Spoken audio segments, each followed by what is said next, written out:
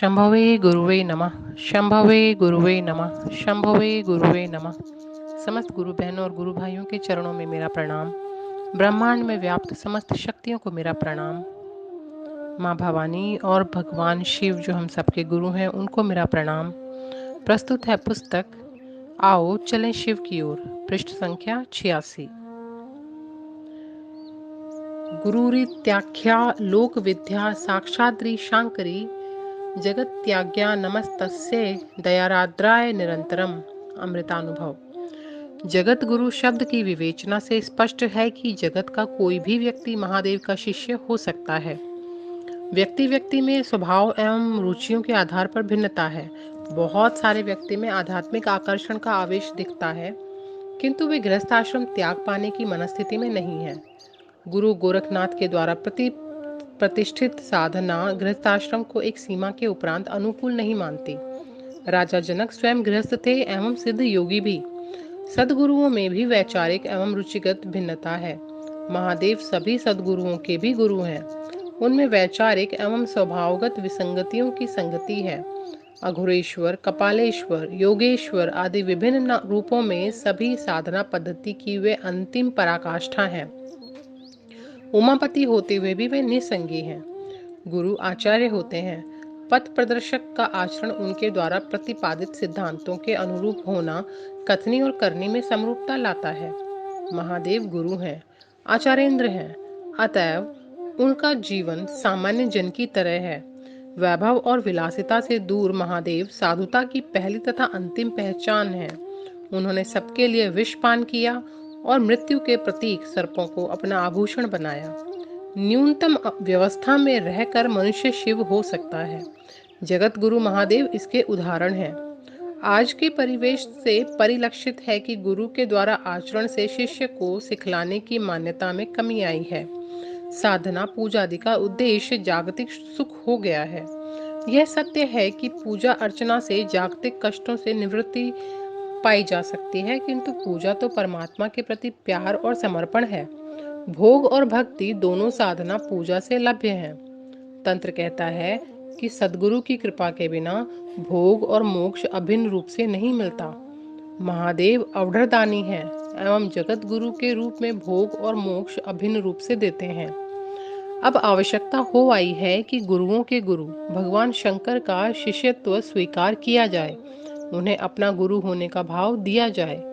परीक्षा की जाए कि महादेव मात्र शास्त्रों एवं सिद्धांतों में गुरु हैं या फिर अपने शिष्यों में शिष्य भाव का आवेश जगाकर प्रबुद्ध भी करते हैं। महादेव जो घर घर के आराध्य हैं, उन्हें गुरु भाव से नमन कर परिणाम अनुभूत किए जा सकते हैं। महादेव से गुरु भाव अबाध गति से प्रवाहित है। जीव को शिव में ले जाने, भाव बंधनों से मुक्त करने की परमात्मा की करुणा ही गुरु भाव कहलाती है। गुरु करुणा मूर्ति होते हैं। महादेव तो सर्वोच्च गुरु हैं, अतएव करुणावतारम है। पहनने को वस्त्र नहीं है, फिर भी संपत्तियों के जनक हैं। रहने को अच्छा आवास नहीं है, फिर भी तीनों लोकों के स्वामी हैं। स्पष्टतः महादेव से सतत प्रवाहित करुणा व्यक्ति के शिष्य भाव से मिलते ही उसके मन में चिन्मयी उद्वेलन उत्पन्न करेगी। व्यक्ति की चिंतन धारा स्वार्थ जनित तटबंधों को तोड़कर सर्वमय होगी।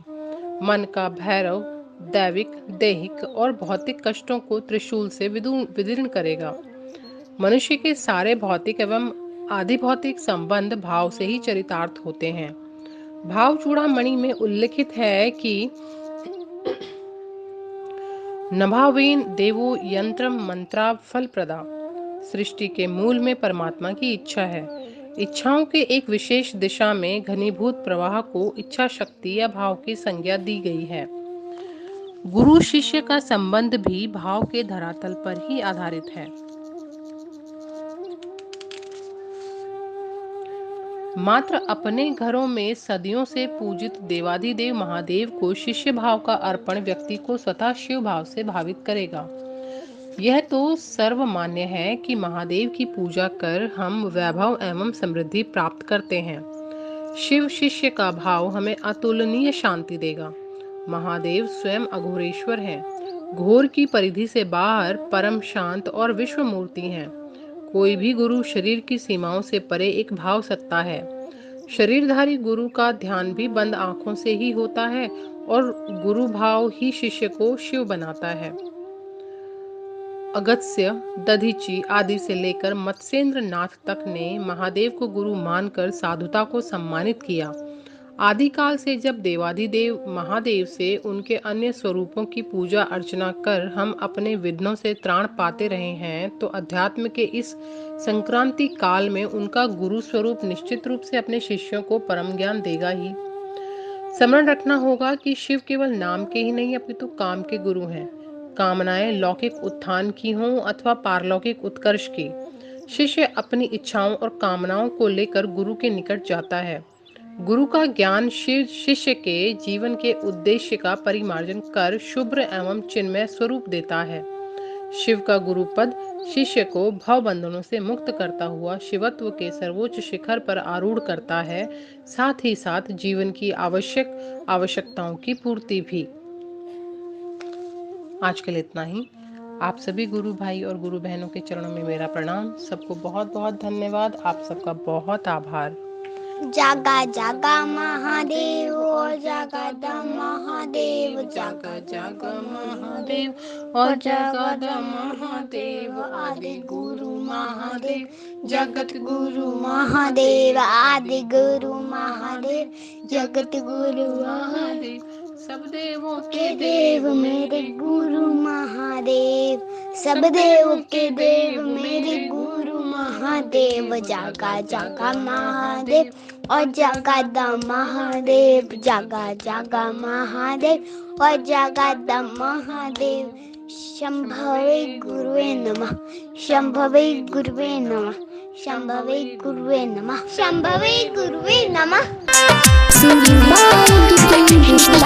शिव गुरु के बनशीष हो भैया, शिव गुरु के बनशीष, हाँ शिव गुरु के बनशीष हो भैया, शिव गुरु के बनशीष। सब गुरु धोखा दे देता, सब गुरु धोखा दे देता, शिव देता आशीष हो भैया, शिव देता आशीष। शिव गुरु के बनशीष हो भैया, शिव गुरु के बनशीष।